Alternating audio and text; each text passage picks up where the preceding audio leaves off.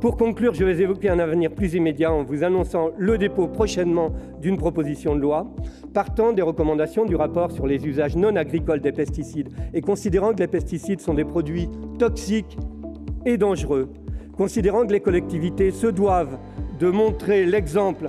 Cette proposition de loi visera notamment à interdire l'utilisation des pesticides sur l'ensemble des espaces publics de collectivités locales à l'horizon 2018 pour laisser le temps de faire les choses. Bien, mesdames, messieurs, je suis très heureux de vous accueillir au nom de la commune de Morcers et au nom du centre de gestion dans cette salle pour cette réunion importante pour l'avenir en même temps de nos communes et en même temps l'avenir de la planète, puisque sur cette opération Zéro Phyto, donc c'est l'occasion de mettre en application les textes. C'est toujours quelquefois un peu compliqué, mais j'espère qu'aujourd'hui nous aurons l'occasion, lors de ces rencontres, lors de ce débat, de trouver des solutions pour tout le monde. Nous avons tout intérêt à passer au zéro phyto parce que l'utilisation de pesticides, d'herbicides, de fongicides est quand même nocif pour l'être humain. Outre aussi l'impact que ça peut avoir sur les personnes, il y a aussi la contamination potentielle des eaux de ruissellement, parce que l'utilisation notamment sur des endroits imperméables comme les trottoirs, les voiries, etc., par ruissellement peuvent générer aussi des transferts de produits chimiques dans l'eau et qui se retrouvent évidemment après potentiellement dans l'eau potable, ce qui aussi peut être préjudiciable.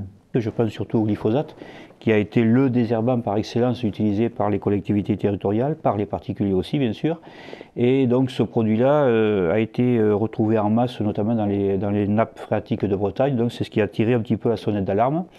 Et ce qui a contraint donc les gouvernements, parce que la France n'est pas le seul pays concerné, donc les gouvernements à mettre en place une politique donc de sous-utilisation ou de moindre utilisation, on va dire, des produits phytosanitaires, jusqu'à un terme tout à fait exceptionnel, donc à savoir l'interdiction totale de l'utilisation de ces produits phytosanitaires. En quelques mots, le zéro phyto, vu du conseil départemental 40, je peux le résumer d'une part à un principe de démarche d'amélioration des pratiques de désherbage sur l'ensemble des collectivités landaises qui a démarré à partir de 2005. Alors pourquoi 2005? Parce que nous avons monté cette action parallèlement avec un problème prégnant sur certains secteurs agricoles landais où la qualité des eaux commençait à poser quelques soucis. À partir de 2007, clairement, nous avons étendu ce programme d'amélioration sur l'ensemble du département. Alors ce programme a été porté en association avec les maires landais, l'AML, l'association des maires landais. Alors nous intervenons à 3 niveaux. Premier niveau, animer territorialement cette démarche de pratique d'amélioration des herbages, c'est-à-dire à destination des usagers, donc des agents des collectivités territoriales et des élus qui sont les décideurs de ces programmes d'action. Ça se symbolise par 1250 personnes qui sont venues participer à des formations, à des réunions d'information pour cette mise en place qui est malgré tout une révolution dans les pratiques des collectivités locales. Deuxième point, en accompagnement technique. Alors à ce stade, c'est essentiellement donner les moyens aux collectivités de choisir les produits qui vont correspondre à des nouvelles pratiques. Et le troisième point, qui est le nerf de la guerre, c'est l'accompagnement financier. Et là, nous avons monté avec l'Agence de l'eau un guichet unique, entre guillemets, où le département des Landes intervient pour l'accompagnement financier. Alors, l'Agence de l'eau intervient sur un certain volume, c'est-à-dire à hauteur de 70%, sur des opérations qui sont plafonnées à 20 000 € par équipement. C'est un peu technique, mais on est obligé malgré tout d'avoir un cadre précis de règlement financier. Et le département intervient lui en complément à hauteur de 10%, ce qui nous permet d'avoir maintenant une enveloppe incitative à hauteur de 80% sur ces équipements, et ce qui permet aux collectivités, même si elles sont contraintes, de pouvoir développer ce genre de nouvelles pratiques qui vont apporter nécessairement un plus en matière de qualité des eaux. C'est du moins ce que souhaite l'Agence de l'eau dans le cadre de ces programmes et ce que nous espérons dans le cadre de notre département. on a augmenté notre taux d'aide à 70%, ce qui permet effectivement avec l'intervention du département de boucler un plan de financement à 80% pour les collectivités, sachant que le passage au zéro phyto, il passe par des évolutions de pratique, par des évolutions éventuellement d'organisation des chantiers de désherbage, par une évolution aussi de la manière d'appréhender la mauvaise herbe ou l'entretien ou la propreté des différents espaces. Et puis ça peut passer par de l'investissement. Il n'y a pas que de l'investissement, mais ça peut être une des voies qui est mobilisée par les collectivités.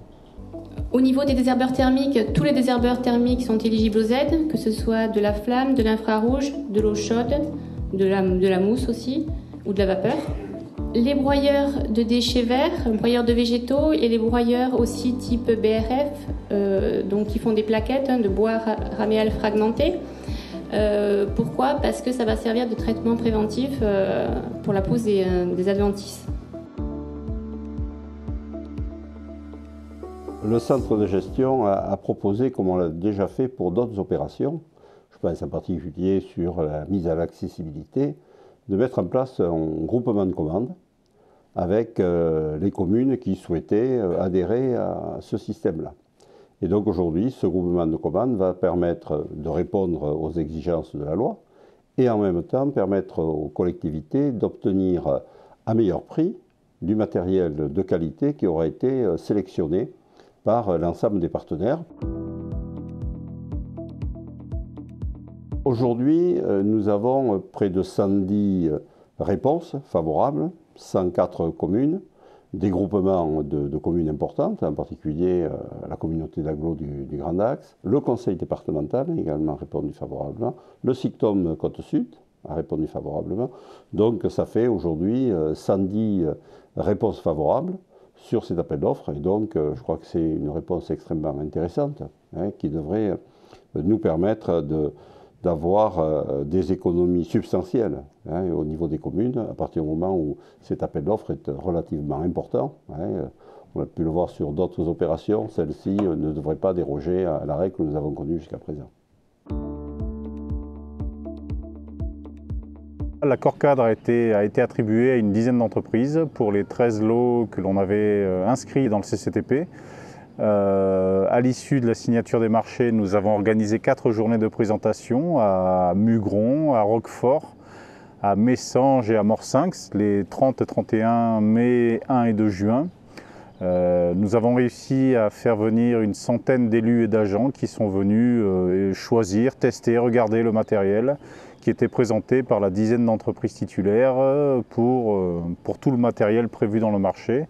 Tout s'est très bien passé, ça a permis d'optimiser l'aide à la décision dans l'acquisition du matériel par les 120-125 membres du groupement de commande. Si vous mettez votre main là, on va sentir l'aspiration. On aspire de l'air. C'est léger. C'est léger, voilà, c'est pas très fort. Ici, on réduit le diamètre, on crée ce qu'on appelle une décompression en physique. On injecte le gaz, on l'entend là au même moment. Et le mélange air-gaz, on le propulse à haute vitesse pour ensuite l'élargir sur 40 cm de large, de travers, de long. C'est vous qui orientez pour diriger votre lame d'air chaud et travailler en précision. Voilà, exactement. Entre les tombes et les monuments, moi je me mets comme ça. Voilà. Et là, je passe entre les tombes. Et c'est fait. Le boulot est fait. Et je passe à la suivante. Et j'enchaîne, et on va vite.